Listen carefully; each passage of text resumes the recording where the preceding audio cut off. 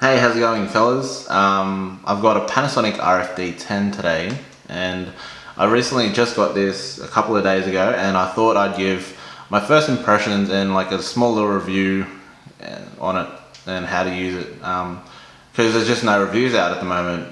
There's a guy on YouTube who's just kind of taken it out into the wilderness, which is awesome.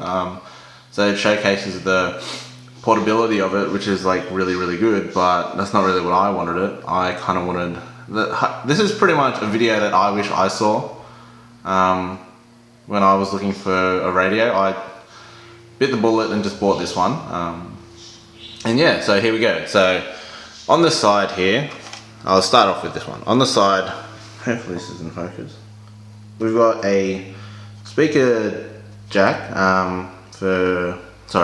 headphone jack, which you can also use for speakers. You've got your AC there for your wall mount, well, not wall mount, your AC power. And on the other side, you've got your two knobs. You've got your volume at the top. I think I have to, yeah, it's not done. And you've got your tuner at the bottom. Also used for going through your menu, so I'll go through that as well. And onto the top, you've got power. You've got band, which you can change between DAB and FM. You got 1 through till 10, so you can, that's all your buttons that you can set as your presets. You also have your antenna, which I don't use at the moment. I'll test it out when I go to the drive-in. And you got your handle, which is quite handy. Get it? Alright, okay, cool. Let's moving on. Yeah. Then you've got your front LCD. You got your 4 buttons. You've got display, auto tune, menu, and enter. I'll turn it on so I can go through a couple of things. So turn on the button. I've got it set to 102.1. So that's my first preset. Then I've got 106.1, 2, 105.3 is 3, 102.9 is 4. I'll just leave it on, I'll leave it on 1. Okay, so 102.1. Alright, cool. So, display shows, if you press it once whilst the display, the backlight is on, it will show you the date. You can press that again to get rid of it. So that'll just keep looping. I don't know if I've set it yet, so I'll go through it. Auto tune is just your scan mode. That's basically what it is. So it'll just keep on scanning, and it'll stop at things, and it'll just find where. Let's just go back to 1. Cool. Menu, you've got alarm. Hopefully you can see you got alarm, sleep, equalizer, time, backlight, language, and factory reset. Just to show you how to use it, I'll go into backlight, and sorry, I've gone the wrong way. You go to backlight and you press enter, and 10 seconds. So I've got it set to 10 seconds. What happens is after 10 seconds of non-use, the backlight will turn off. So it's good for battery. Doesn't really matter at the moment, but I just thought I'd show you. Also, another cool handy thing is equalizer. So you go into menu. You can basically set it to how you would like to listen to your music. I've set it to clear, just because it's easier. And cool, so yeah, that's basically the main gist of it. The unit itself is a rectangular shape, so you just have to sit it down. You don't need to worry about a stand or anything. Some other radios suffer from that. The volume on it is really good. Sorry, I should say the clarity of it is quite good. I do note I'm shooting this on a DSLR without any external accessories, so no external microphone, no muffler for the buzzing noise. Hopefully you can tell by the clarity of this thing, but I do warn you, it's not going to be like up there with all the professional reviews that you get. This isn't a professional review by any say.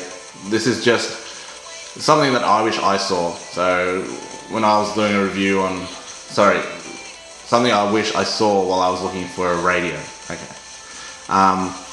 Now I'm going to set it to about halfway, and then I'm going to go a bit further than that, and hopefully it will showcase that it doesn't go into like this muzzy buzzing sound that you get from cheaper radios. So I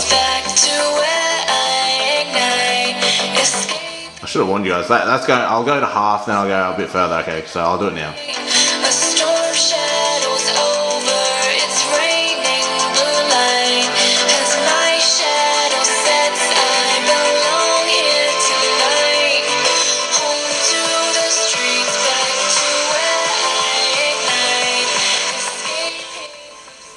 Cool. So yeah, I mean, I'm not sure if it's gonna just kind of condense the sound, but to me that was quite loud, but it was still quite clear, which is fantastic for why I actually bought this unit. The main reason for why I wanted a radio was actually for the drive-in, funnily enough, because, well, I wanted something that, well, I didn't want to leave my car on, that's all, so I thought I'd just fork out a bit of money, have something that everyone else can listen to as well. So it's loud, definitely loud enough for 4 to 5 people. So yeah, I can just crank it up, not worry about my car's battery dying. I just have to worry about the batteries in the radio dying, but it takes 4 C-size batteries. I can just buy another 4 to have as backup, and it's meant to be rated at about 8 to 9 hours. I'm skeptical. If I get 5 to 6, I'll be happy, and so then that gives you about 12 hours worth of running time with the spares. So yeah, I mean, there's not much that you can say that can go wrong. Maybe the build quality. Sorry, not the build quality. Build quality is actually fantastic. The quality control, on the other hand, it could be a bit iffy.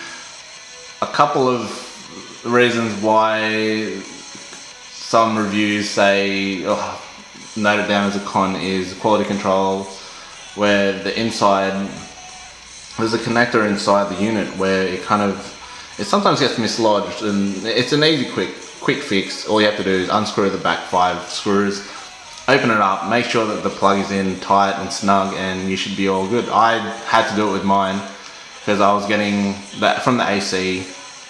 I was only getting it to turn on. I wasn't actually getting any sound to output from it. So yeah, there you go. I mean, it's a quick fix, and if you need me to go through it, I will make a different video, or I can just reply in a comment, and I'll go through some pretty, not in depth, but I'll go into more detail for it with it. So yeah, hopefully this helped you guys choose a radio. I can't recommend it enough. It's 80 Australian dollars, very cheap for what you get.